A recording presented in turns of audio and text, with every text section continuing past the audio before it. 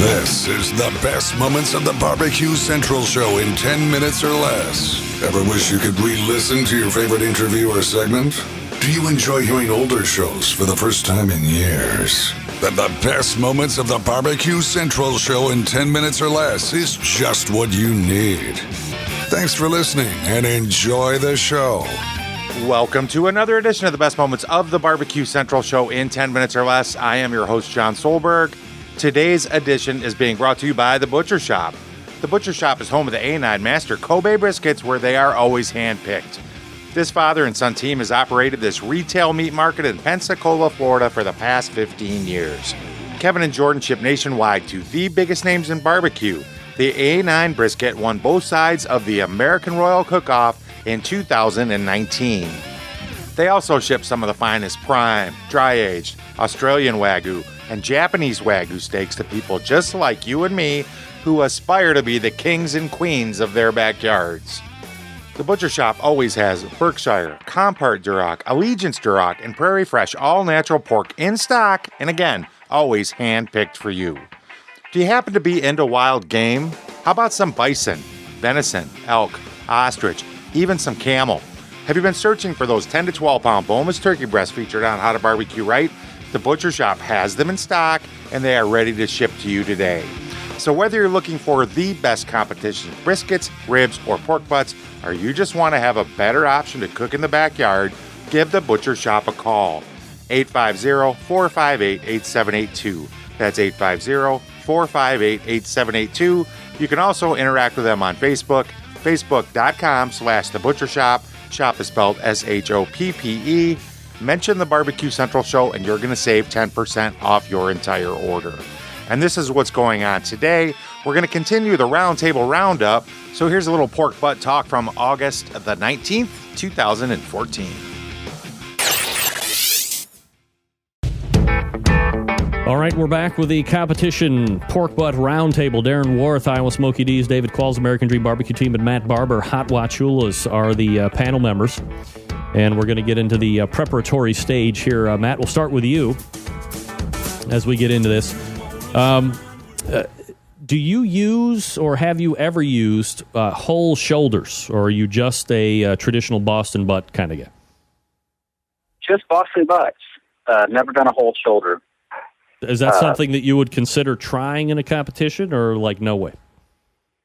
I don't know. Not a first time in a competition, but it is something that I'd like to do. I mean, one of my my goals next year is to try and do an MBN or MIM contest and do the whole shebang. Try and get a couple guys from Florida to get together and cook an MIM contest. But so at some point I'm going to have to get in the groove. But up until now, it's just kind of been Boston butts. David Qualls, American Dream Barbecue Team, ever messed around with the whole shoulder stuff or done picnics, or has it always been just the Boston butt for you?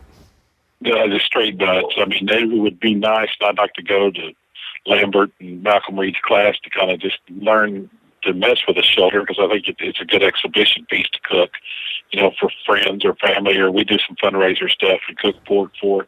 But, I don't think there's any room in KCBS for full shoulders.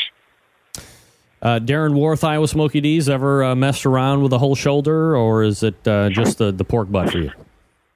Oh, I've played around. I've cooked a few shoulders, and I've helped cook some shoulders in Memphis and May.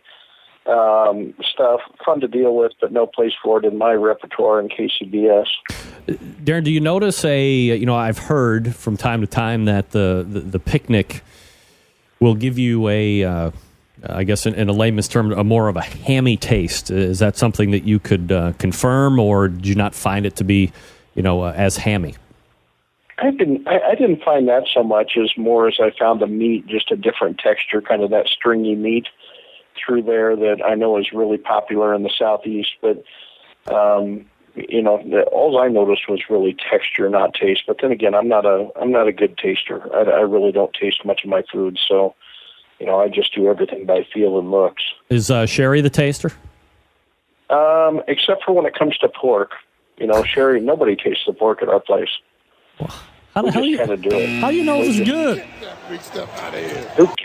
You know what? If you only cook a certain amount of pork, and that's the amount that needs to get turned into the judges, does it matter whether it's good or not? Doesn't it?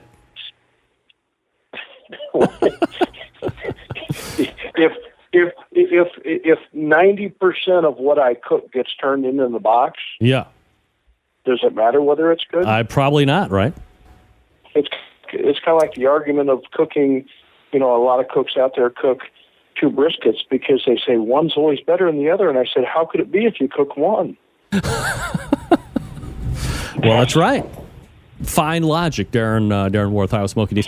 David, let me jump back to you real quick. Have you ever messed around with boneless butts ever, or have you ever been caught in a pickle where bone-in butts weren't available and you've had to go boneless?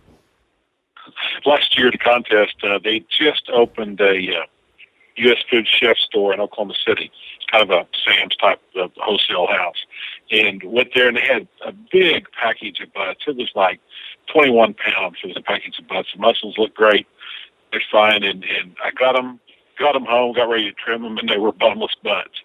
Only time I ever cooked boneless butts ever, and that was our first place pork call in Okemah, Oklahoma last year, but with a boneless butt. That was the first time. I have been to a class where the class, they taught us how to bone out one and then leave one whole just to get more bark, but it doesn't work in my profile either. Did you find it to be more of a difficult cook in the process? No, I mean, it cooked about the same. I mean, you could open it up, obviously, and get more rub around it and stuff, but there's no advantage. Matt Barber, ever messed around on purpose or out of emergency dealing with the boneless butt, or is it always bone-in for you? I prefer bone-in, but, I've done that same thing. I accidentally grab a pack that has great-looking money muscles on it and then get to a contest and realize you got 2 packs of boneless butts. And you just hope the guy taking the bone out was gentle, but I haven't had terrible luck with them. I still prefer the bone in myself, but I can't really. If you cook enough of them, with FBA, you got to put at least 3 or 4 pounds of meat in the box. So you got to cook a bunch to have to turn in the best pieces from all of them. So it's. It's just nicer to have the bone in and be able to trim that muscle out yourself and not worry about, how bad they hacked it up getting the bone out. Darren Warth, Iowa Smokey D's, ever cooked boneless on purpose or ever been stuck in a situation where that was the only option? Every single week I cook boneless. Every single week? Every single week. I trim the bone out every week. Is that something that you progressed or evolved into, or were you always carving the bone out when you started? No, I've been doing that, most of this year, and it really came to do with trying to get the weight of my pork butts down, because the lighter they were, the faster they cooked, so as I'm cooking, and we'll get into that, I kind of like my sleep. I need my beauty sleep. My pork doesn't go on until 7 o'clock in the morning, so you really can't do that with big 10 pound butts. So, I'm trimming the boneless down to 4.1 pounds. There's perhaps a running fallacy out there on the internet that the boneless butt will have a tendency to fall apart on its own as it's cooking. I'm guessing you're either A, not finding that, or you're doing something to prevent it, if that's the case.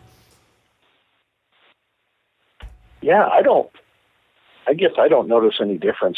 I don't notice really any difference. And the only difference I know is that it cooks faster. Yeah, because it weighs less. Let me go high level here just for a second. Let me go to Dave Qualls here to start out, and then we'll go through the rest of the panel. When you're looking at the butts, wherever you're getting them at, for the people that might just be getting into the competition scene or maybe just in the backyard, what are the things that you're looking for, 2 or 3 most important things you're looking for when you see the butt that says, that's one I want to get or that's one I want to leave on the rack? Not to leave you hanging, but you want to know what they're looking for in a butt? head on over to the bbqcentralshow.com. Link in the show notes. Going to take you to the complete episode where you can get the rest of this competition pork butt roundtable from August the 19th, 2014. Make sure you stop by the Butcher Shop, facebook.com/the Butcher Shop. Shop spelled SHOPPE. Get you some quality, high quality meat products. Mention the Barbecue Central Show and you're going to save 10% off your entire order. And until next time, on the best moments of the Barbecue Central Show in 10 minutes or less, I'm your host, John Solberg. Thank you so much for listening. I look forward to talking to you again soon.